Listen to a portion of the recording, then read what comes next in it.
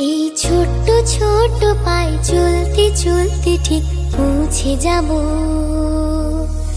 এই ছোট্ট ছোট্ট পায়ে চলতে চলতে ঠিক পৌঁছে যাব। সেই চাঁদের পাহাড় দেখতে পাবো। সেই চাঁদের পাহাড় মাথায় যাহার রামধনু রাঙা হয় দেখতে পাবো। ঠিক পৌঁছে যাব।